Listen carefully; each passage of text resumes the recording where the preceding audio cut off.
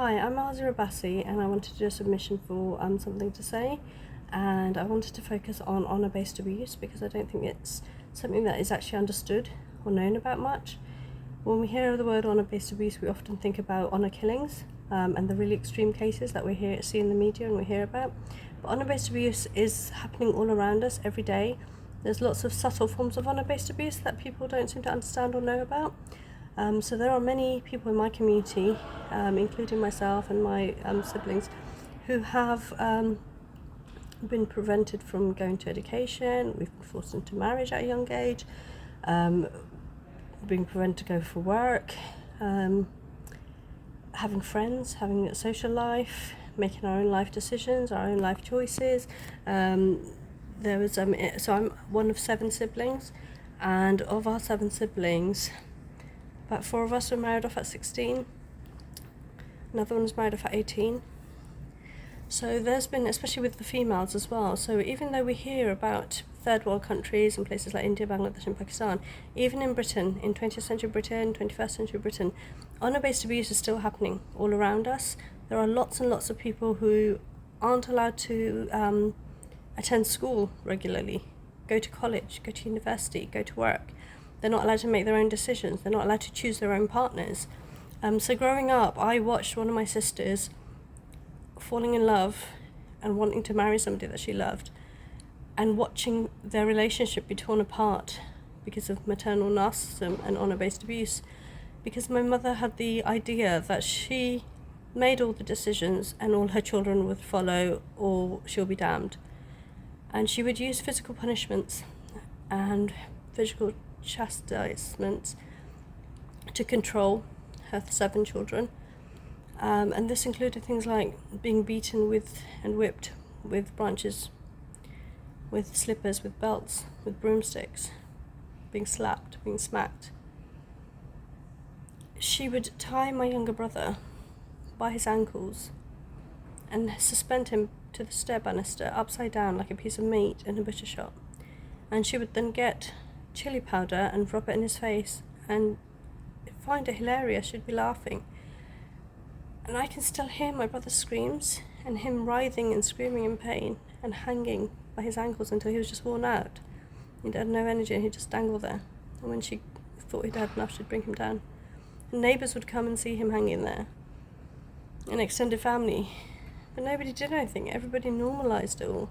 People saw us being hit and hurt and shouted at and screamed at and sworn at. But they all applauded my mother like she was an amazing, amazing Muslim woman. What I've learnt about narcissistic abuse, and especially maternal narcissism, is that they like to portray themselves as devout, as amazing, as upstanding members of the community, when behind closed doors, it's like they take off their mask and it's an evil, despicable mask. And they hurt vulnerable children, and they hurt the partners, and they hurt the elderly. And it's all about portraying and keeping up with this image that they portray to the world. So my mother would walk around in her hijab and her niqab and her burqa, which is the Islamic dress, and she would have prayer beads, and she'd be reading her Quran, and she'd be praying her prayers 5 times a day. And she was one of the most noble people you can find, according to the entire community. Even friends, like in the last couple of years when I've tried to disclose abuse and said that I'm a survivor of child abuse, and they wouldn't believe me because they said, well, we knew your mum was friends with our mum, she's lovely, stop spreading lies about her, stop making up things. And even my siblings would say, you're just stuck in the past, just move on, you're just imagining things, you're just exaggerating, we know you like to tell your stories. Like, none of it happened. Even recently, my brother, I said it's about being a mum at the age of 10, having to look after my younger brothers and sisters, taking them to school and Arabic classes and Bengali classes, and making sure they're okay, and watching them play and keeping an eye on them when they're playing, and looking after them generally. And then going to my cousin's house and looking after, my aunt had 3 consecutive babies, so I was looking after them. So this was at the age of 10. I'd come home from school, be summoned to my auntie's house, stay there until 10 o'clock, stay there until God midnight when her husband came back from the restaurant when the restaurant shut, And then he'd drive me home, I'd go home, go to sleep, wake up the next morning, get my brothers and sisters ready for school, and we'd go to school, and I'd bring them back again, go to Arabic classes, bring them back again. That was my life. When I watch Cinderella, whenever I watch things like Harry Potter, Cinderella and other things, I've always felt like I'm watching my own life play back to me. Like Cinderella with her evil stepmom and stepsisters. I used to ask my mum, am I adopted? Did you find me in the streets? Was I found in the trash? Because that's how I was made to feel growing up. I was mocked because of my name, which is Asiya, which is a religious name. It's the name for the adopted mother of Moses. In Islam, we believe that she was the first woman to accept Islam. She's only one of 4 women to have direct passage to heaven. The name carries a lot of religious meaning, but my sisters relentlessly bullied me.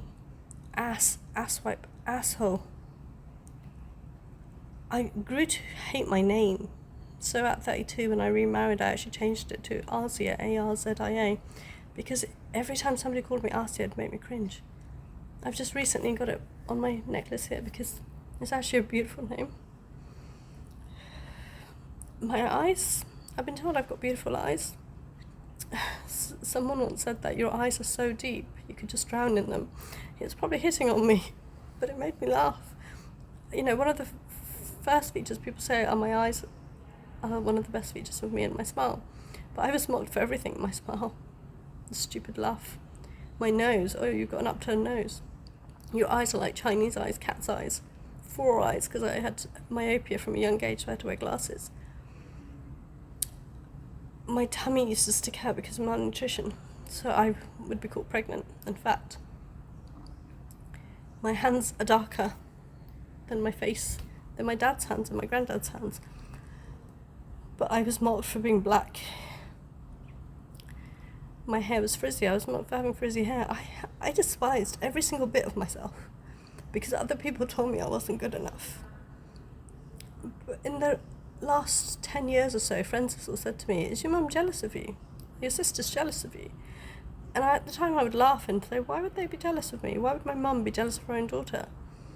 But what I've realised is that when I walk into a room, I have an aura that attracts attention. When I smile at people, they smile back. When I say hello, when I talk. Some people say I'm flirtatious, some people say I'm just quirky. I'm neurodiverse, so I have a specific way of talking and laughing and joking. I try to find the fun and the funniness in everything. And that naturally attracts a lot of attention. So wherever I go, there's always been women and girls who automatically hate me or take a dislike.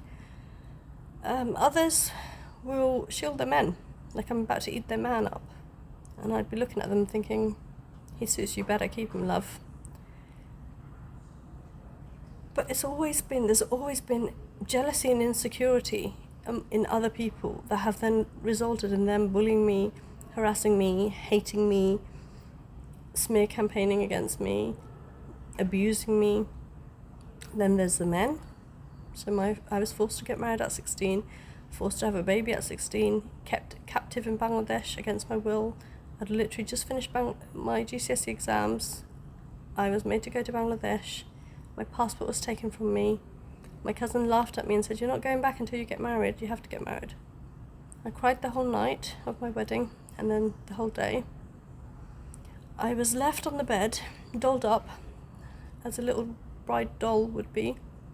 And everyone was partying and laughing and joking and feasting. And they didn't want to feed me because they said that it'd ruin my look and I looked so beautiful. They didn't want to feed me and ruin my look. I'd never spoken to this person that I was supposed to marry, but when I got to his house they made me pose for pictures and said it was for immigration and visa purposes, and I had to look like I loved him. I didn't even know him, I hadn't even spoken to him.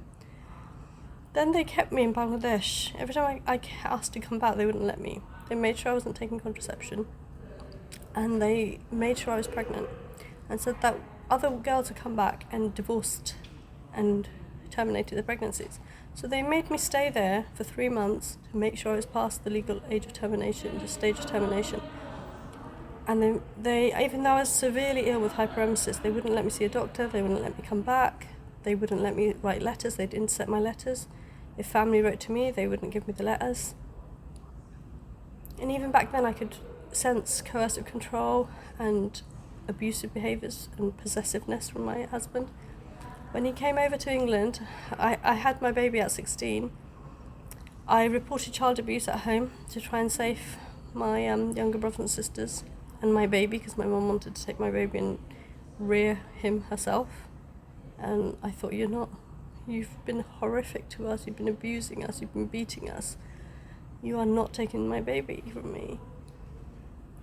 But in order to get the allegations dropped, she told the doctor I was completely crazy, making up rubbish, and my sisters supported her.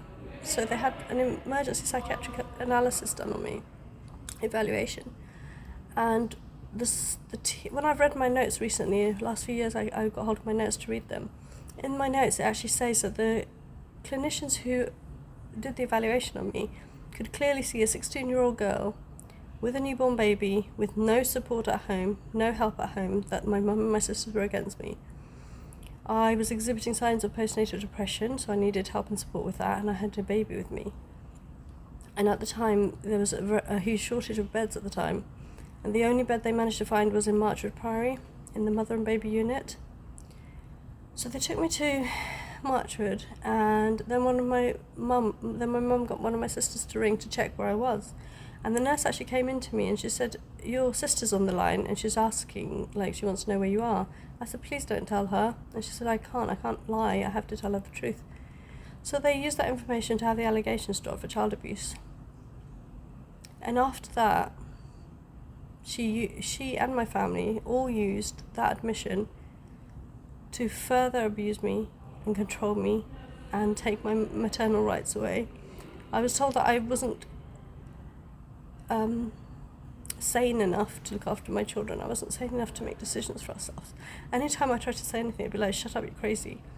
Don't listen to her, she's crazy. You don't know anything, you're crazy. And my mum would intentionally, if friends came around, she'd intentionally bring up, and she'd be aiming it at my toddler, so he doesn't understand this at the time. I remember he was 2 at one point. And she'd be like, do you remember when you were in the hospital? Do you remember when I went to pick you up from the hospital? Just to remind me that anytime she wants, she can get me locked away. Anytime she wants, she can punish me. That I can't speak up and I can't say anything. And that was my life. Honour-based abuse, child abuse, domestic abuse, from everywhere I went.